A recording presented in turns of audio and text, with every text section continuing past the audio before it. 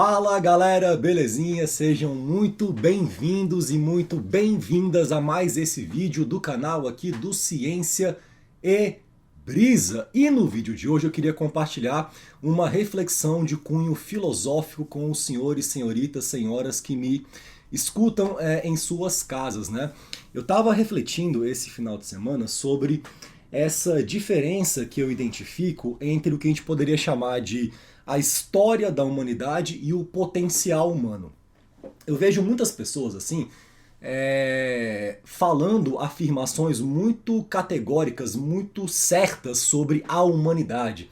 É muito comum a gente ouvir assim de algumas pessoas: a humanidade não presta, o ser humano deu errado, o ser humano é foda.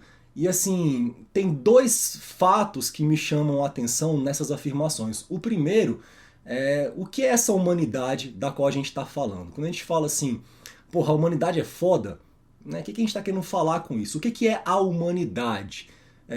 Que eu queria discutir com vocês. E o segundo aspecto que me chamou a atenção é como alguém que é humano pode falar a respeito da humanidade como se estivesse meio que fora de si, como se não pertencesse a essa categoria a qual se refere. Então o que eu sinto é que geralmente quando a gente usa essa palavra assim, a humanidade é isso, né? A gente está falando no fundo da história da humanidade, né? Existe uma diferença muito grande entre os fatos históricos que a gente olha para poder fazer um juízo e formular uma ideia sobre o que seria essa humanidade e essa outra coisa que é esse potencial do que a gente pode vir a ser. Se a gente olha para a história da humanidade, a gente vai conseguir encontrar tanto exemplos positivos quanto negativos de ações humanas. É claro que a gente poderia argumentar por uma perspectiva assim estatística, né, de que majoritariamente o ser humano ele pode ser cruel, ele pode ter medo, ele faz guerra, etc. E você forma um juízo muito negativo em relação à humanidade, né? Mas você vai sempre encontrar ali nesses exemplos pessoas muito incríveis, muito brilhantes, capazes de fazer coisas assim que nos admiram, que nos impressionam, né? Que nos inspiram. A gente pensa, por exemplo, na ciência, né? Quantas ideias fantásticas seres humanos foram capazes de conceber para poder dar uma leitura para outros seres humanos sobre essa experiência nossa aqui na Terra, né? Quando a gente olha para a física, é um pouco isso que se faz na construção de um discurso científico que explique o universo manifesto, né? Que a gente pode tocar. Então, a gente pensa em Einstein, por exemplo, assim, esse cara foi um grande ser humano, ele foi capaz de acessar com seu ferramental humano ideias e conceitos e abstrações e foi buscar nessas ideias uma explicação para explicar pra gente, assim, que não foi capaz de chegar lá, como funciona esse universo. Então essa é uma atividade humana que se destaca evidentemente nesse rol de atividades humanas, né, e que poderia colocar assim uma contrapartida em relação aos juízos negativos que a gente poderia vir a fazer em relação a essa humanidade. Agora, mais do que isso, né, eu acho que é possível ao mesmo tempo você olhar para esse ser humano histórico que você chama de a humanidade para falar que ela deu errado, porque está usando dados que chegaram até aqui e nutrir por essa visão um sentimento muito negativo, né, do que seria essa espécie humana da qual você faz parte, enquanto ao mesmo tempo nutre um sentimento assim de devoção, de amor, de profundo respeito e admiração por esse potencial humano. Essas duas coisas coexistem assim. Isso é muito comum, por exemplo, esses sentimentos ambíguos, eles virem pra gente em relação ao que a gente acha que é a humanidade quando a gente vira, por exemplo, pai. Né? Porque ao mesmo tempo em que você é consciente do ser humano histórico, né, tem preocupações em relação ao futuro do seu filho, né, e quer protegê-lo dos perigos do mundo, ao mesmo tempo você tem que ser capaz de acreditar que o seu filho vai ser um grande ser humano para poder se engajar com essa missão de criá-lo. Ou seja, você também acredita no potencial humano enquanto teme o ser humano histórico ao mesmo tempo. Isso é perfeitamente assim compatível com a natureza, né, diametralmente oposta dessas duas visões de humanidade, o ser humano histórico e o potencial humano. E eu acho que a gente tem que ser capaz de cultivar dentro da gente mesmo um sentimento em relação a esse potencial humano de absoluto, como é que eu posso colocar assim, amor incondicional, de absoluto fascínio, de absoluta devoção, porque isso vai nos dar potência para que a gente possa tentar estimular esses seres humanos que existem hoje em dia a irem aflorando seus potenciais para que a espécie como um todo alcance em algum momento do futuro, né, isso que a gente ainda não conseguiu alcançar, que é o florescer do nosso potencial máximo, não como indivíduo, mas como espécie. O Nietzsche tem um conceito, que é um conceito fabuloso, assim, que é a ideia do super-homem nietzschiano. Assim, né? O que é esse super-homem? O super-homem é o que o ser humano pode vir a ser num futuro muito distante, se ele conseguir se dissociar completamente desse ser humano histórico que nos conduziu até aqui.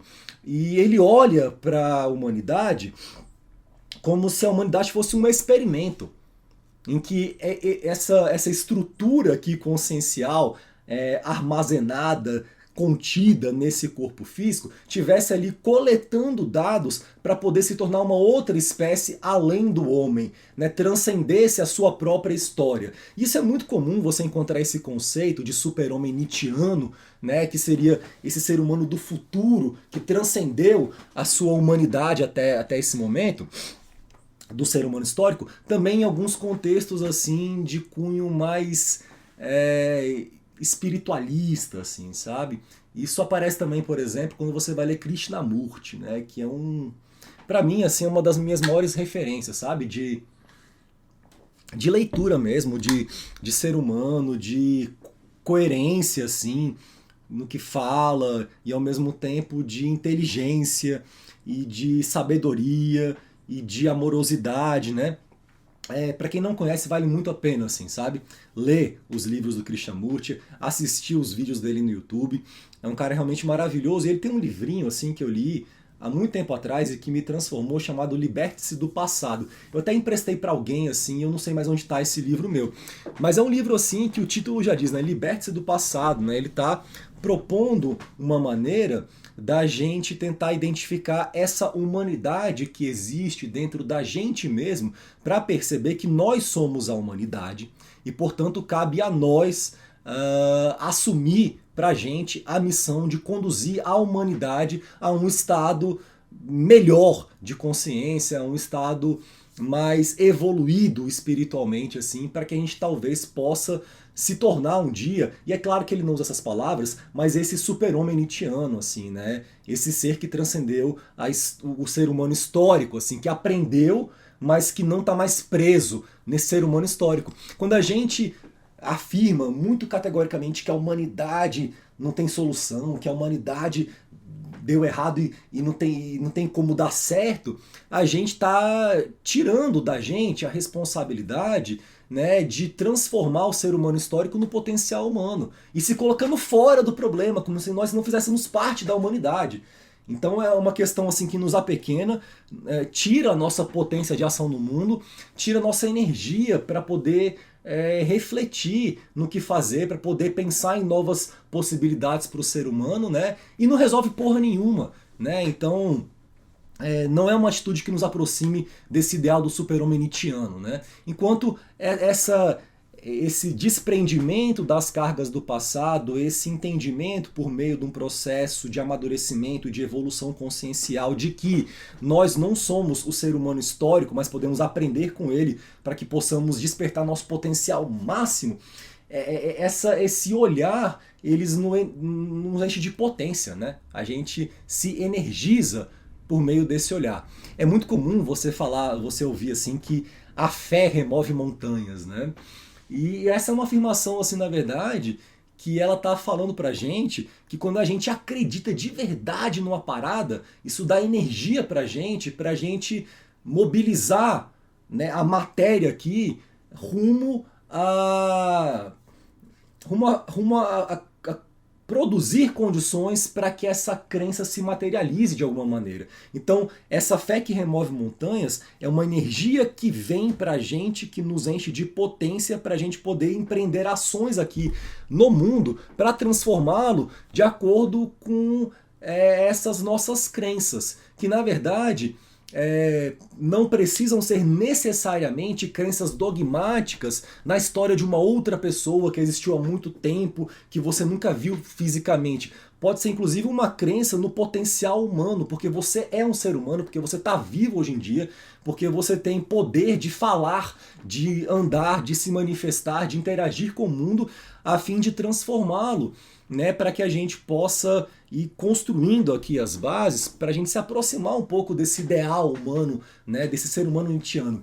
Então, quando a pessoa, por exemplo, ela se percebe nessa situação de, primeiro, não estar fora da humanidade, ser a própria humanidade, e de entender que essa humanidade, ela no fundo é uma seta que aponta do ser humano histórico para o potencial humano. Então aí a gente começa a transformar de fato esse mundo, né?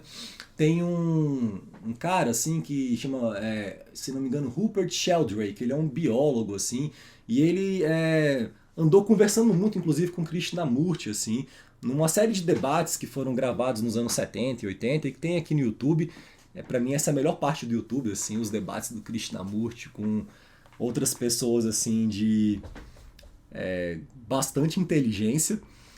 E esse cara, ele tinha uma teoria de que quando certos membros de uma espécie aprendem algo novo, de alguma maneira isso daí, velho, ele não sabe explicar como, mas era uma teoria que ele supôs, afetava a espécie como um todo.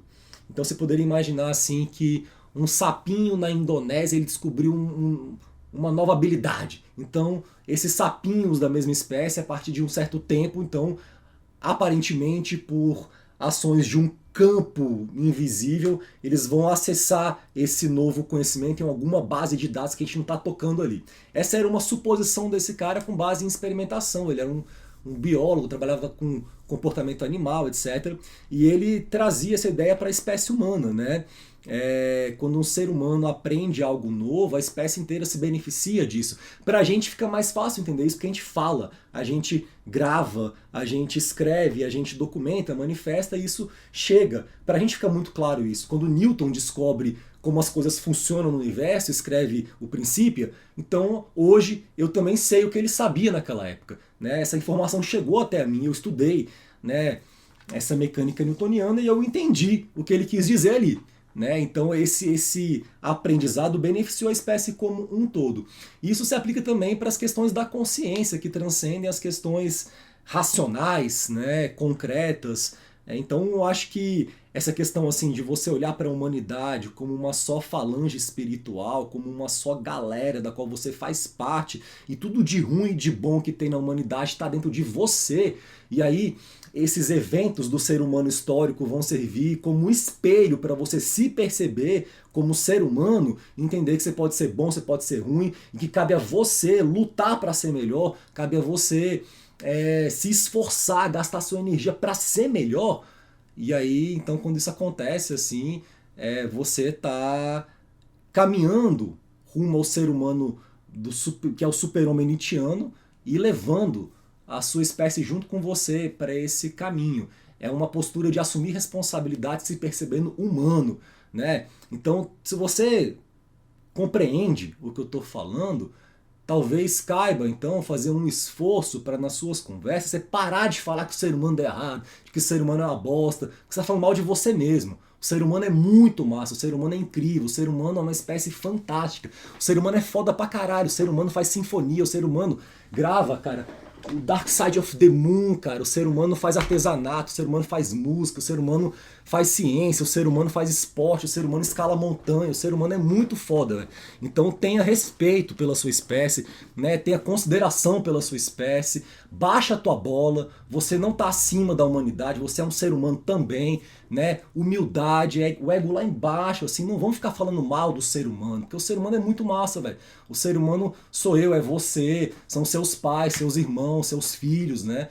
Esse é o ser humano, assim, e cabe a gente acreditar, velho, na gente, velho, acreditar no ser humano, velho, né? Pô, que postura é essa? Não, o ser humano é foda, o ser humano é uma merda, eu sou muito foda. Calma aí, cara.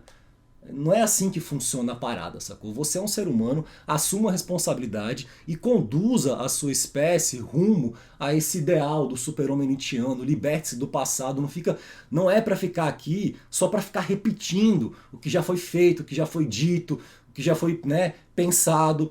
A gente tá aqui pra transcender a nossa história passada, né, e para ser mais do que a gente é hoje em dia, para se superar, para transcender o ser humano histórico e virar o super-homem nietzschiano. É isso, galera. Um beijo no coração de vocês. Até o próximo vídeo do canal do Ciência e Brisa.